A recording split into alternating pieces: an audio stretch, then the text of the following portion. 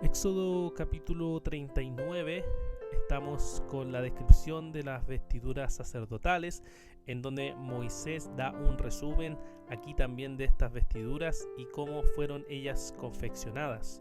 Comienza describiéndonos acerca de que estas vestiduras estaban hechas de tela azul, púrpura y escarlata, tal como el Señor había mandado, y luego empieza a describir cada una de las cosas que tenía esta vestiduras. Tenemos el efod de oro en el verso 2, tenemos el efod de hombreras en el verso 4, tenemos el cinto en el verso 5, tenemos en el verso 6 las grabadas como las grabadurías de un sello con los nombres de los hijos de Israel, nos dice.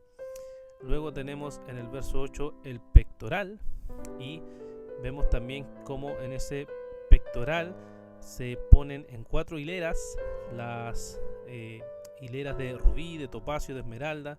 Luego la segunda hilera de turquesa, de zafiro, de diamante. Bueno, hay muchas piedras preciosas que van describiendo donde tenían que estar también los nombres del pueblo de Israel. Luego del verso 16 hacia adelante nos describe los distintos anillos que tenían que tener. Tienen anillos de engastes de filigrana de oro, 2 anillos de un extremo al otro extremo, que nos va dando a entender que estaban ahí en las vestiduras sagradas. También vemos que está el manto en el verso 22, el manto de efod de obra tejida, todo de tela azul, tal como el Señor lo había mandado. También tenemos las túnicas de lino fino tejido y los adornos que llevaban, como también el cinturón, los calzoncillos y todas las cosas tal como el Señor le había mandado.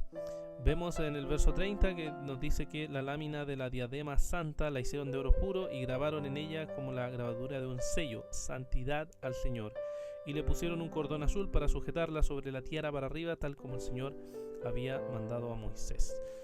Va concluyendo esta sección donde nos dice que entonces hicieron todo como Dios había mandado, conforme a lo que Moisés le había dado. Los últimos versículos hablan de cómo se presentan ante Moisés.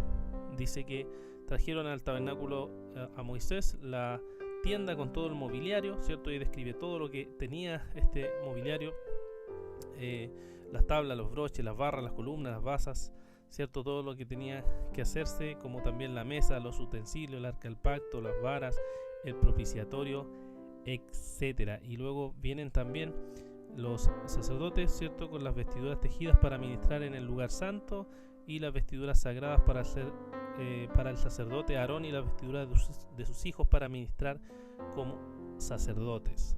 Concluye diciéndonos el verso 43: y Moisés examinó toda la obra y vio que todo se había llevado a cabo tal como el Señor había ordenado, así lo habían hecho, y Moisés los bendijo. Así termina entonces el capítulo 39, que es una descripción de las vestiduras sagradas y de esta presentación ante Moisés. ¿Qué es lo que podemos meditar, hermanos, acerca de este capítulo 39? Podemos primero observar sin duda cómo Moisés va describiendo las vestiduras de los sacerdotes y cómo están todos estos elementos que tenían que tener las vestiduras sacerdotales, que eran sagradas, ¿cierto? Como las sombreras, el cinto, los anillos, el manto, las túnicas, habían sido hechas para ellos. Y de igual manera, si nosotros pensamos en el nuevo pacto, podemos recordar que Pablo nos dice en Efesios capítulo 6 que nosotros tenemos que armarnos o vestirnos de toda la armadura de Dios. Y nosotros, como sacerdotes del Dios Altísimo, debemos entonces vestirnos también, por decirlo así, de las vestiduras que el Señor nos ha dado, vestirnos del Señor, y el Señor nos ha dado parte de su armadura para que nosotros nos vistamos y nos armemos por medio de ella, como la coraza de justicia, como los calzados de anunciar el Evangelio, como el cinto de la verdad. Somos nosotros también llamados a vestirnos del Señor cada día, y podemos preguntarnos si nos estamos vistiendo cada día del Señor. Estamos vistiéndonos de pureza cada día.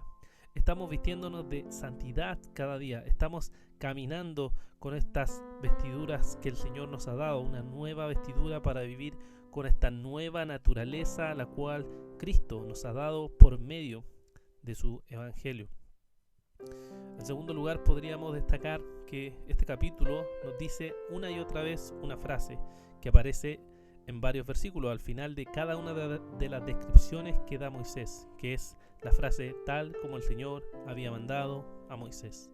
Tal como el Señor había mandado a Moisés. Uno lo va viendo constantemente cuando da el tabernáculo, cuando entrega las vestiduras sacerdotales, cuando describe cada uno de los elementos, vemos que se dice tal como el Señor había mandado a Moisés. ¿Y eso por qué? Porque todas las cosas deben hacerse tal como Dios ha mandado para nuestra vida. Nosotros debemos aprender a vivir y hacer todas las cosas tal como el Señor ha mandado a nuestras vidas. Por ejemplo, Dios ha dado principios, Dios ha dicho cómo debemos vivir, cómo debemos practicar nuestra vida en familia, y debería ser tal como Dios ha mandado. De igual manera, la iglesia no se debe hacer como nosotros creemos, pensamos o imaginamos, sino que debe hacerse tal como el Señor ha mandado. No debemos ser innovadores, sino obedientes a su palabra, obedientes a su revelación. Hermano, ¿haces las cosas tal como Dios ha dicho en tu familia?